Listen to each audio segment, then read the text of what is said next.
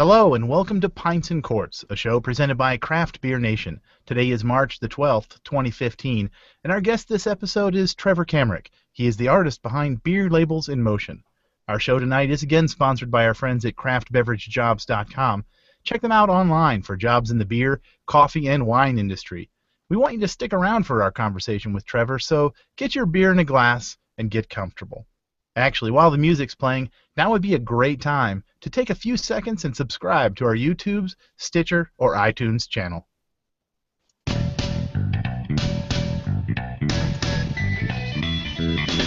Time now for a look back at the last week in the craft beer industry. Pour a cold one and sit back for an all-new episode of Pints and Quarts, presented by Craft Beer Nation.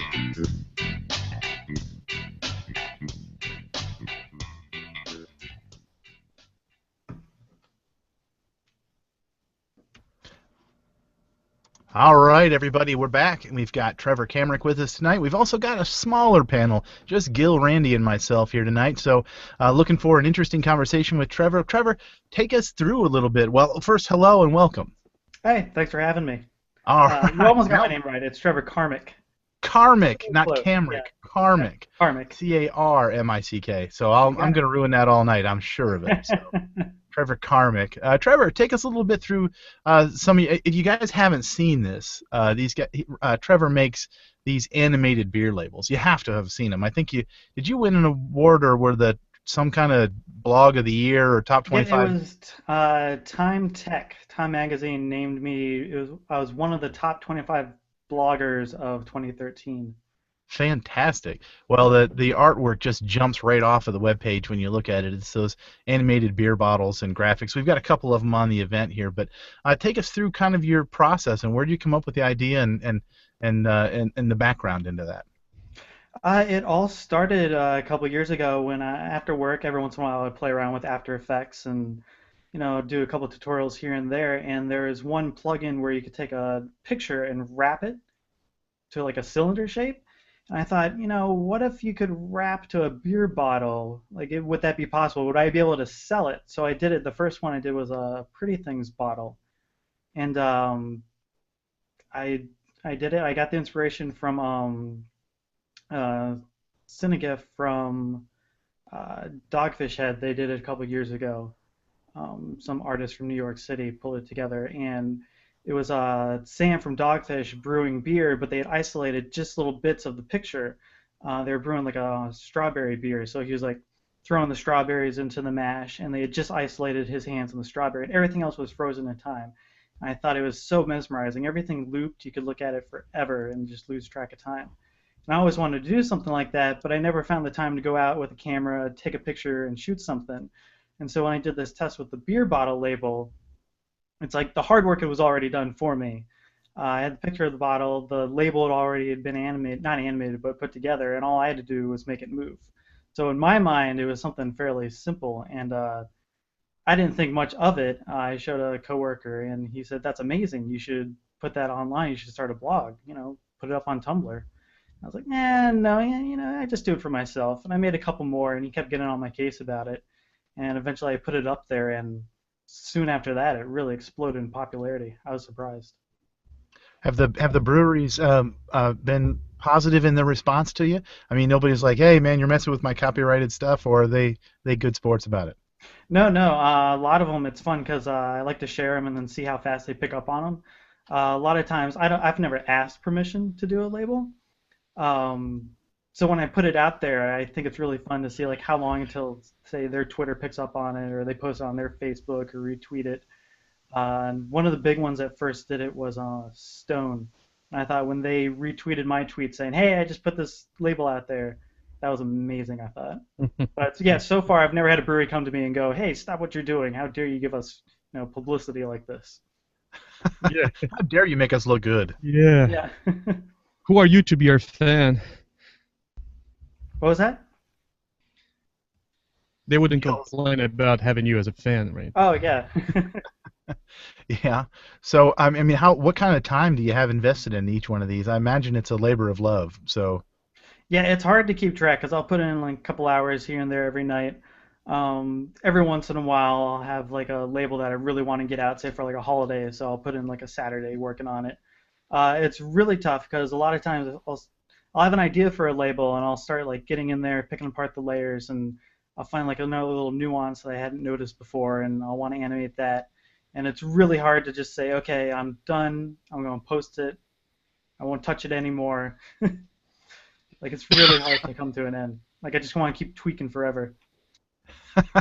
Yeah, but then you can move on to the next project as well too. How many of them have you done so far? I went and looked at the blog and there were several pages.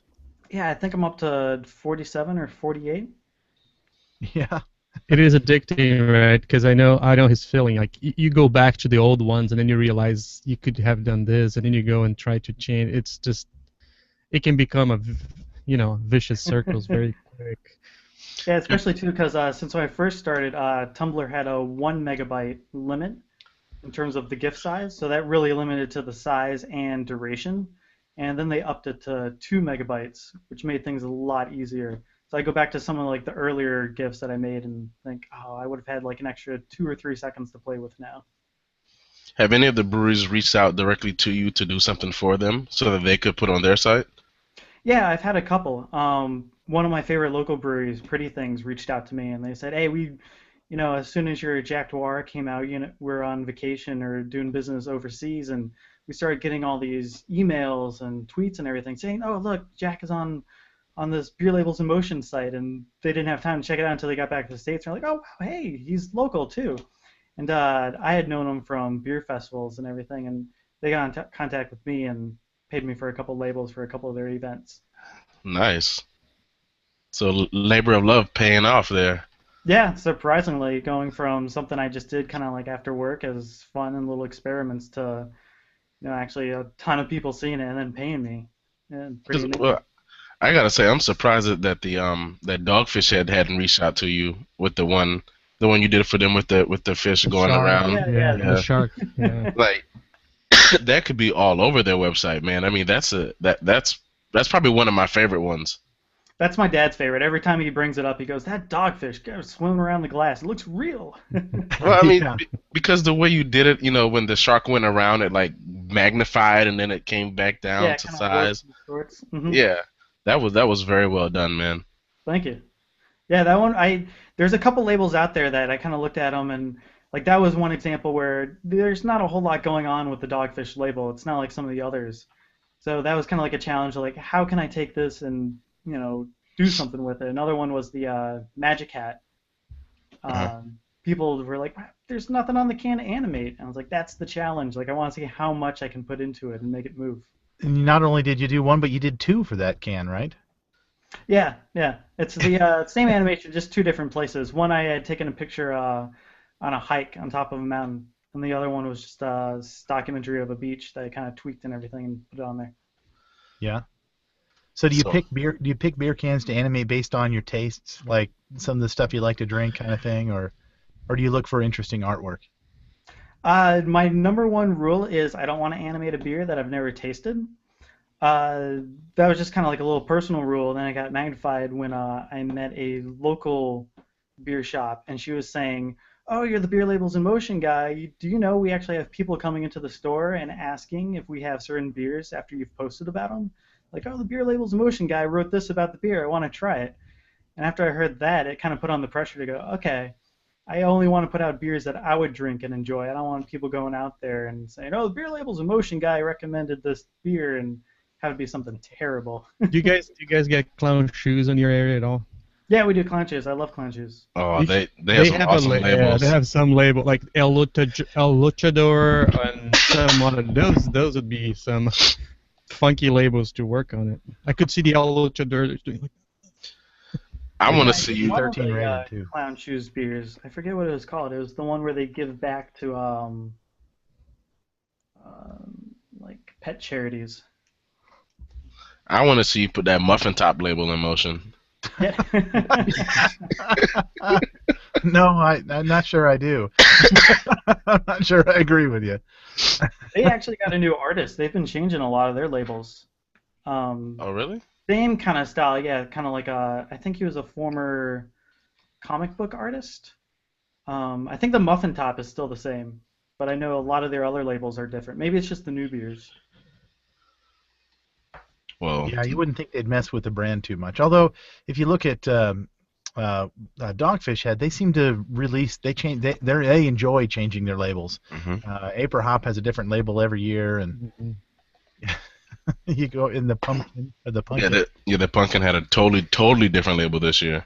Yeah, Yeah. but see, that's the thing. It is changed, but not really. There are some things that makes the trademark and the whole design recognizable. Even it's different, the lines and everything. It's a Dogfish hat, right? You look at one of those red and white, the wine beer they had.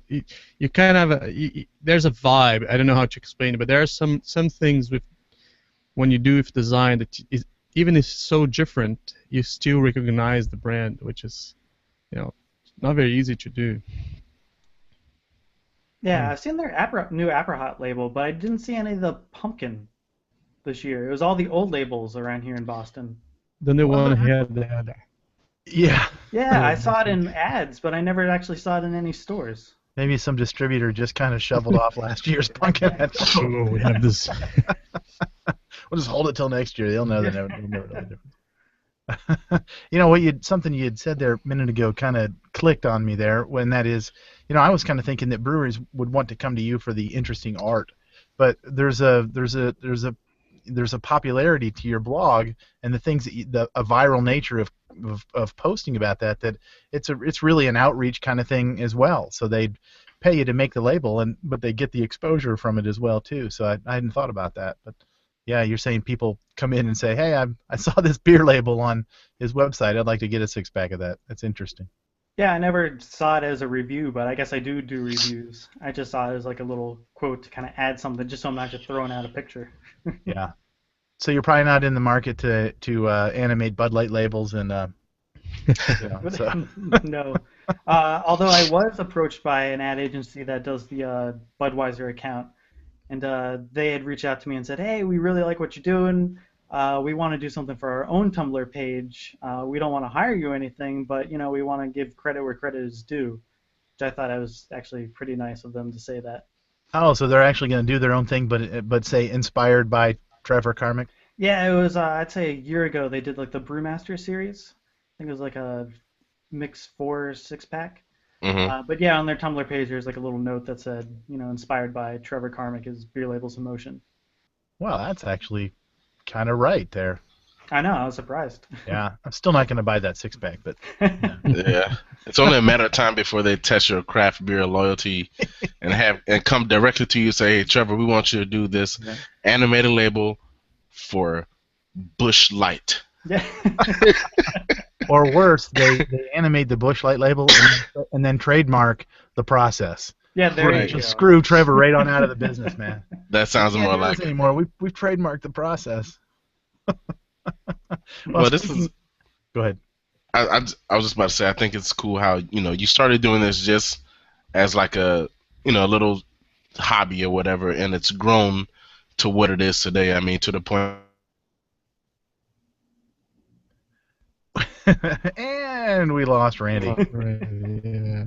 I think his point is well taken, though, that it's just kind of fun to see. I'm sure it's fun to see an art that you've got and a talent that you have take off and run. There's not many people that can do things on the internet that get immediate publicity or immediate interest and go, I wouldn't say viral, but I'm sure it felt like that to you as your blog numbers were taking off. So Oh, Well, yeah, there's the first something. day- I was Sorry. going to say the first day it went on to Tech named it top 25.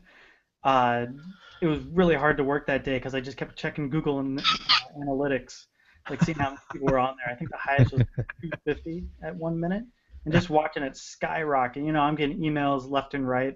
I think before that I had just signed up for Twitter, had maybe tweeted 1 or 2 things, and that thing was exploding. I had to turn off my phone because I couldn't keep up with it all.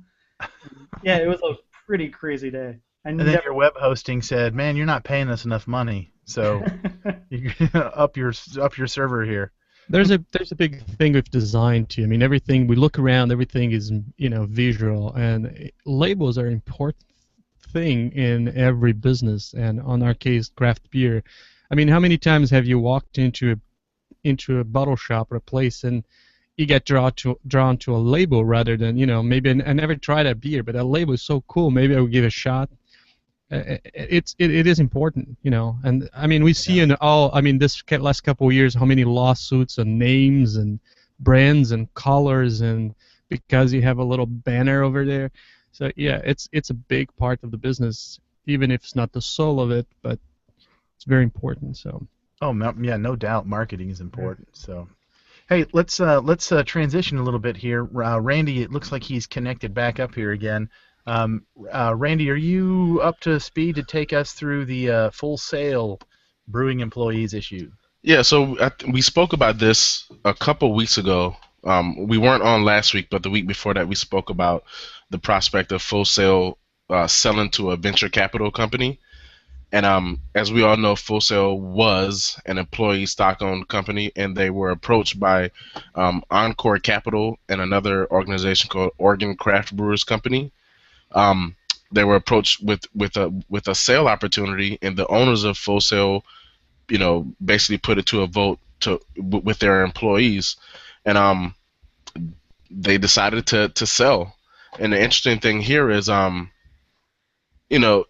honestly feel like this is the beginning of the end, because a venture capital company, they're about money and nothing else. They're not about holding on the product and growing it. They want to get it and get rid of it as soon as they can and try to make as much money off it as they can. Well, to try to combat that image, they also brought along Oregon Craft Brewers Company. Well, Oregon Craft Brewers Company is brand new. They're it's seemingly an organization that was created just for this particular purpose right here. So they have no track record. I just spoke about the track record of consumer or venture capital companies. So it's going to be interesting to see how this goes in the future, to see if we're gonna, I wouldn't be surprised to find out that Anheuser-Busch was behind Encore Consumer Capital. I wouldn't put it past them. well, yeah, well, I don't know. That would be a long shot. I mean, I know what you mean. But that's almost like a conspiracy theory right there. I just think that a lot of those capture venture are seeing this as a business that isn't, growing. It's good to invest on. Yeah, but people, you know what? Let's buy a brewery. I've got a $50 million laying around. Let's buy a brewery. That's different than a VC firm who comes in and says, you guys got to make me 12% in the next 6 months, or I'm going to fire you, and you. So, I don't know. I think that I would Matt, be concerned about the immediate returns that VC expects. Right. You said something when we talked about this issue before, like you're a keg washer and you just make so much, but you own a good chunk of the company, and all of a sudden an opportunity to make $100,000 comes up. How can you say anything about that person, right? I'll say this, Gil. I don't knock them at all. I mean, especially like Matt said and you just said, if you're a keg washer and you have the opportunity to come up on this windfall, I mean, you can't. You almost have to take advantage of that opportunity, right? But I'm just worried about what's going to happen to Full Sail in another year or two.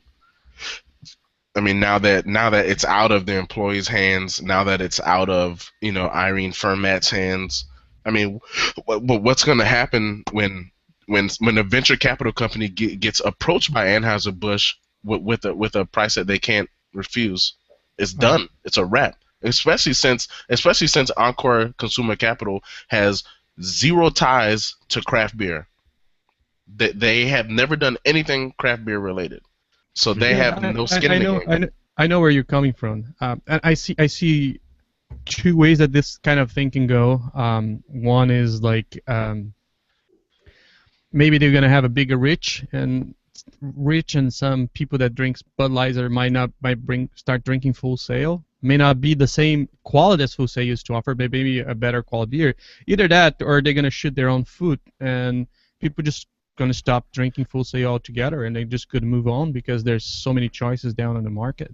So I think I used to worry as a consumer, but right now I got to a point that I say, hey, you want to sell, if you start making craft beer or your business model is not something I agree, I just gonna move to the next brewery. I totally get it. Well, we're talking about choices. We're talking about 3,500 breweries, and we're talking about all the beers that they're putting out. And Randy's got an article here about beers getting lighter. Yes, so this is from we got this article from the Beaumont Enterprise, and they're talking about, like Matt just said, beers getting lighter, not just, well, I guess technically lighter in color, but also lighter in ABV. And this all comes down to one word: volume. If we're gonna sit down and we're gonna spend, let's say we're gonna spend a Saturday on the grill just hanging out, the last thing that we want to drink is a cooler full of 12% barrel-aged stouts, right? I mean, you drink 2 of those with some friends, and you're kind of done with it. But if you get a session beer, and this ties back into Full Sail because their thing is making session beers. If we get a cooler full of session beers, we can bang those down all day. So now we're drinking more beer, which means that the brewery is brewing more beer, which means that they're making more money. So this trend that we've seen recently to a lot of breweries making session beers, the article talks about excuse me. The article talks about how it's not just necessarily appeasing to the consumer's palate, but it's also a money-making thing. They make more money off of session beers. Number one, people consume more, and number two, session beers cost less money to make because it's less malt that they have to deal with, right? They can get a higher yield per batch. So, this and I like a good session beer. It wasn't always that way, Yeah. I'm a big beer kind of guy, but I can appreciate a daytime or 6 when I'm when I'm cooking on the grill or whatever. So You're right though. I certainly am. I don't want a cooler full of brown sugar or sucks. right. The 9% guys, on a hot summer day are going to put me I down. do. Right. Yeah, but 3 or 5 of them, maybe not. I don't know if you guys have gotten this yet or seen this yet, but Evil Twins got Molotov cocktail, and they've got Molotov Light. It's a double it's an 8% double IPA, Wow. and it's like they made this can that is just absolutely asking. Wait. Hold on. Molotov Light is an 8% dipper? yeah, 8%, and it's a blue and black can awesome. with light spelled LITE. So next week we'll be talking about AB InBev's lawsuit against Evil Twin. Well, not really, because doesn't Coors use the LITE as well? Miller. Miller, Miller okay. trademark. Yeah. So Molotov Light asking, seen soon in a trademark court near you. That is awesome, man. I love that. I've got a 4-pack of it. I don't even have it in the fridge yet. I got so much That is beer. really good. But as long as the brewery kind of a balanced cost, let's say, oh, we're gonna charge a little more here, but we'll make sure that we'll charge a little less on other things, I'm fine with it. The problem is I agree with Randy. I mean, sometimes I can't understand paying $3.50 for $4 for a beer that I can get a big stout that took forever to make that's about the same price. It's kind of hard, right? Yeah, I can see your point, Gil, but for me in craft beer, I don't look at the price anymore. I mean, sometimes I do. Sometimes, wow, $25 for a bottle of sexual chocolate from Foothills. Maybe I'm not going to do that, but for me, I certainly don't think price per ABV when I'm looking at 12-ounce bottles. But Same here. I'm not. Yeah, it's not about ABV. It's about cost of producing a product. Oh yeah, well there you go. Yeah. Right. But I understand. I mean, I think this last year was crafted brewing proved that you can make a light beer with lots of flavor. I mean, we got a lot of beer that was like 4 or 5%, but it's so awesome. And with the rise of Gose and Gosas and all Berliner Weiss, you get a lot of flavors that punching out. So light doesn't need to mean like tasteless, right? Well, that's just it. You can't make a session IPA that doesn't have that finish, that doesn't have that West Coast dry, So yeah, no, you're right. You got to come at us with flavor. That's for sure. Yeah, I know back when I first started drinking craft beer, what kind of I discovered was all the beers with intense flavor were the higher ABV, and I got into the mindset of, well, if I'm going to be spending all this money, I want something that's like 8, 9, 10%. And I don't know what happened within, like, I'll say the last year and a half to 2 years. Maybe it was like the sours and the goes, but I have been seeking out like the lower alcohol beers, just for like the fact of like what he said was hanging out at a barbecue. You don't want to like down 4 heavy beers. You want to be able to have like a 6-pack and still be able to cook and flip the burgers and then walk home afterwards. I think that brews have just started putting in more effort and making session beers more enjoyable. I mean, for the longest, I mean, one of the things I hated about session beers was that they didn't have any mouthfeel, right? So they were watery and they seemed to lack flavor. But now, since session beers have been trending, and also I think that breweries are beginning to see that it's a revenue vehicle, I think that they're starting to put more effort into crafting session beers to make them more palatable to consumers because they can make so much more money off of them. Yeah, and I never even thought about, it's not necessarily less ingredients, but it takes less to make a bottle, and they can still kind of sell it for the same price. Exactly. Yeah, that I'm goes buying back to wine Gil's in point. daytime, and I could easily get something for the exact same price. And I will say that we talk about these session beers because that's the word that's been attributed to these high hop, high flavor, low ABV IPAs. But we've got a really good friend of ours, Ashley Bauer, who will go on the record as saying, an English Pale has been around for 300 years, and that's a 3% beer with lots of distinct flavor. And brown ales are 4 or 5%, and those are rich and warm. Yeah. Last Friday we had black rye beers, Rugged beers are also low ABV as normally. So yeah. Well, we're talking about beers here, so Gil, take us through the release of the week. So, this is a big week. I mean, we just had a KBS coming out in Michigan, and it's rolling out throughout the country. But not far behind, one of the most coveted beers from Firestone Walker, Parabola, is coming out. And man, I'm not sure if I'm gonna get hands on one of those, but if you're not familiar with Firestone Walker Parabola, you're probably new to the show, but new to craft beer. Yeah, new to craft beer. It's a Russian pure stout that is bourbon barrel aged, and this year it's going to be 12.5% at 82 IBUs. It's dark as dark a beer can be. It's amazing. I even put the SRM here. It's 167. Holy cow! Yeah, it's so. I think they make that number for market. I don't know. That's called you just got your oil changed. Yeah, right. Yeah. So it's coming out on the March 21st. It's I think, let's see, last year I can't remember. I know 2 years ago was 3,200 cases only. I don't have last year's numbers, and I don't know how much. They didn't want to tell me this year how many. They just told me that they increased it a little bit. Now we were talking about session beers, how quick it to make. Parabola takes almost twice as long to make it than any other beer Firestone Walker makes. And that not counting the time that spends on the barrel. So keep an eye open. It's a wonderful beer. It's lots of malts. They describe this year is going to be like a lot of taste, a lot of tobacco.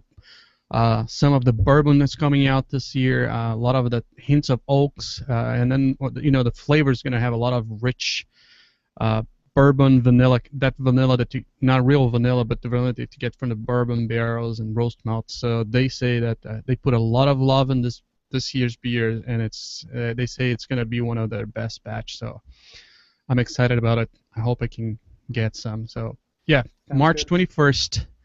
I think by March 27th it's going to be gone. So yeah, I think it's on the top 10 most sought beer. And for the price of that beer, you can buy a case of Full Sail Session beer. Right.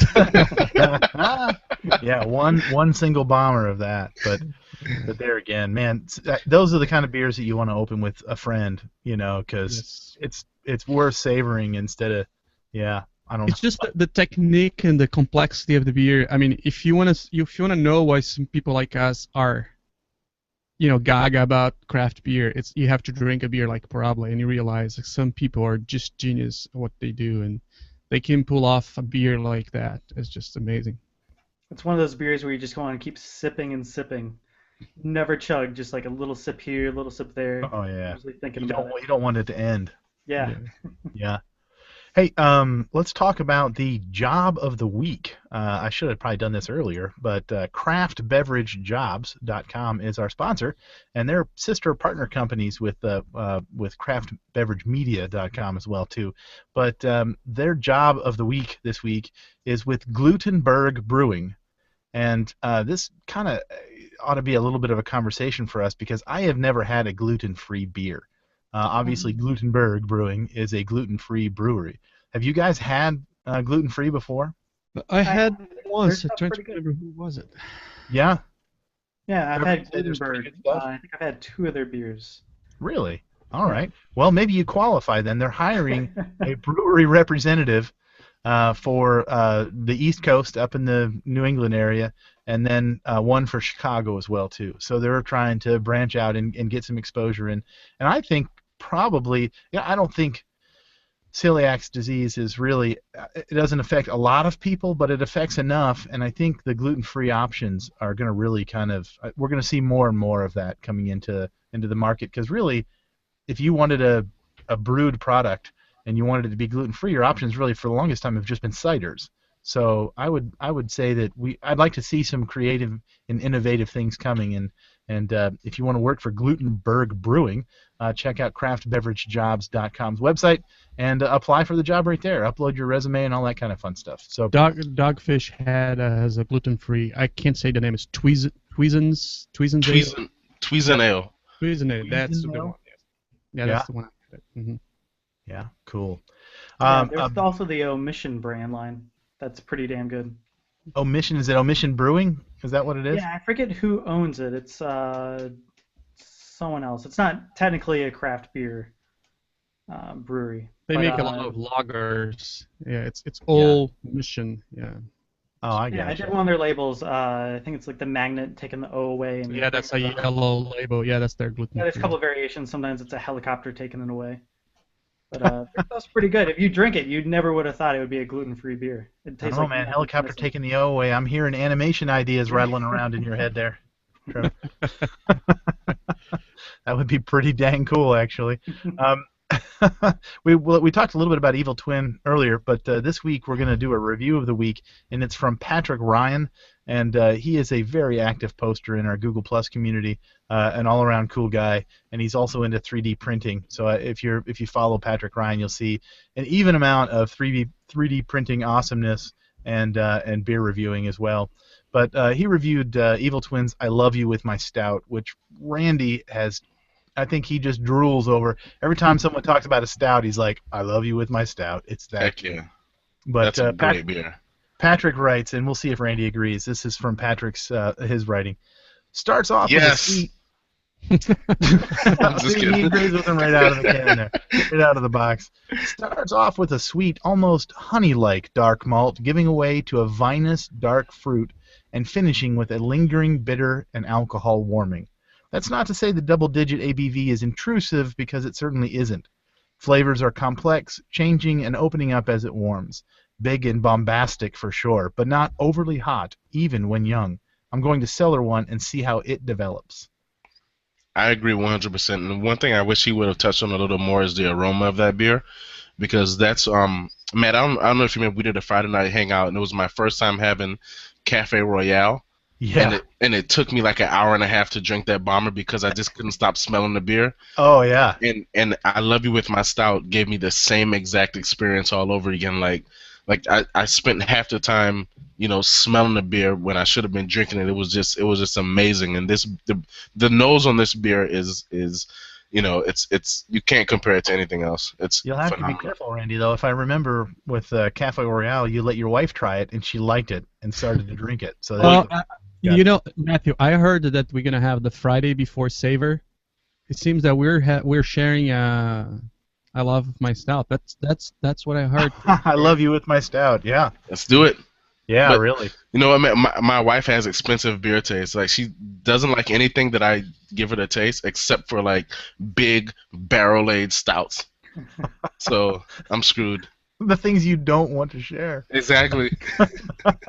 All right. Well, let me burn through some other releases here. Trogs in Hershey, Pennsylvania. It's got Scratch Batch 176. It's a red ale and rugged trail English nut brown ale. There we go. The English beer is making a presence. Lengthwise in Bakersfield, California, it's got Cyber Beer Bully. It's a bottle release. It's a double IPA coming out today. Surly has got a smoke lager, a smoked Baltic porter. Sounds kind of interesting. I wonder how Made much. the right way. It's lager, so that's a real They lager it, so it's a real Baltic porter. Odell's got two of them. They've got Stalwart. It's an oak-aged old ale. It's aged for over a year. That comes out next week.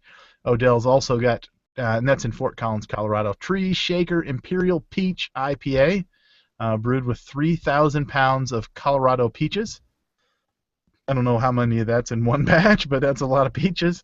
Hoppin' Frog out of Akron, Ohio, has got barrel-aged silk porter. It's a porter aged in rum and liquor barrels.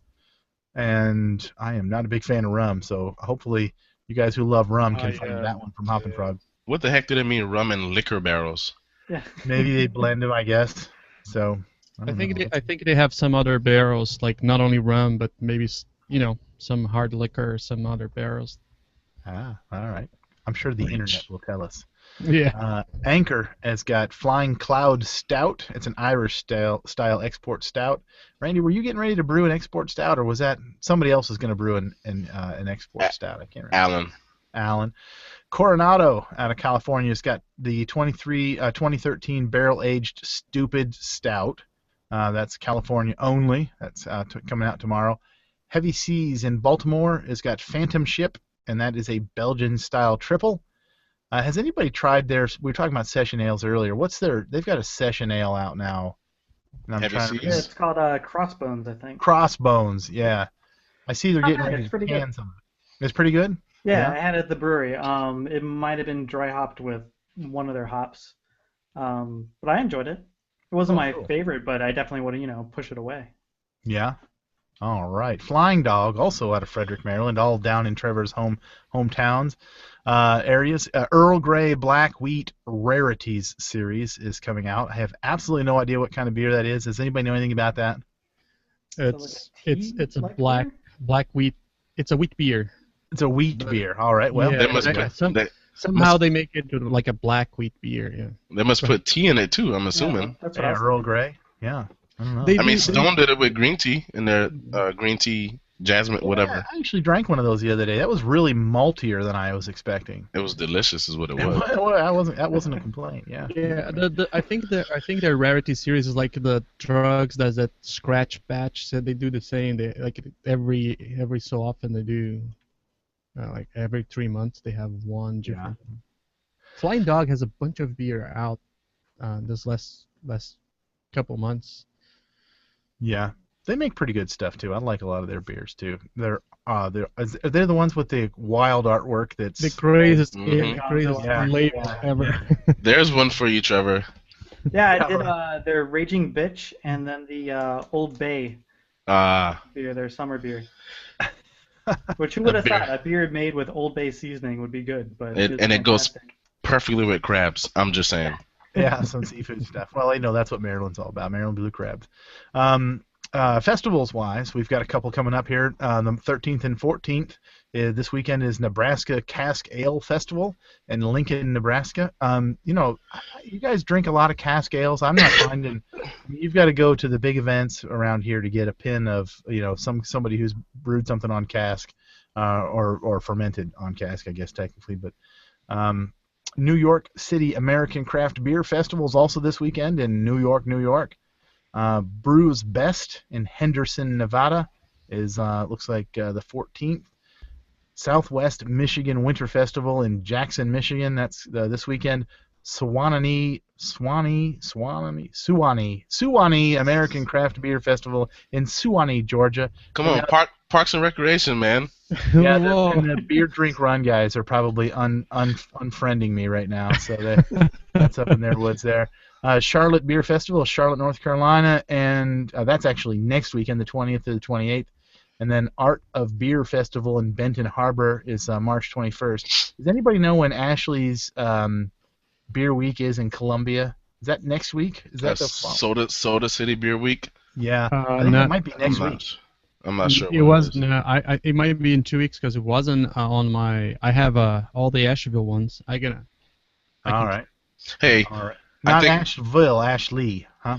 We'd be remiss if I didn't talk about Brewvival real quick. Oh yeah, give us the report. It was about to. I almost put it here just for a joke. I almost put Brewvival here so he would read and see if he would go for it. It was amazing. A lot of great beers. The two best beers that I had at the fest. The music was awesome. The beers were even better. Two best beers. CBS, founder of CBS, the Canadian Breakfast Stout. Yeah. That beer is absolutely stupid. And the second one was New Belgium Cocoa Mole that they randled with oak chips that they had soaked in Fireball whiskey, and Werther's Original Candies. That was amazing. So next year, last Saturday in February, find your way down to Charleston, South Carolina to Brewvival. You will not regret it, and the ticket is worth the price. So basically, I need to add to next week's show. And February 26th, 2016. Exactly. We announce it every week coming up. Yeah. I mean, Randy's there. This is your third year there, Randy? Second. Yeah. Well, good stuff. All right. Well, really, I think that kind of rounds the show out for the week. Trevor Carmick. I'll get it right the last 40 seconds of the show at least. So. Carmick. So thanks for tuning in. Everybody, check out his blog, Beer Labels in Motion. .tumblr. Beerlabelsinmotion.com is the easiest, and then .com. All right, I didn't. All right, cool. And then he's on Tumblr. He's on Google Plus. He's on everywhere. And we'll link to it in one of our events and one of our stuff here as well too. So Trevor, thanks for your time. Randy, thanks for having me. Thanks for hanging out with us, and until next week, everybody, find some good friends, find some great beer, mind those P's and Q's.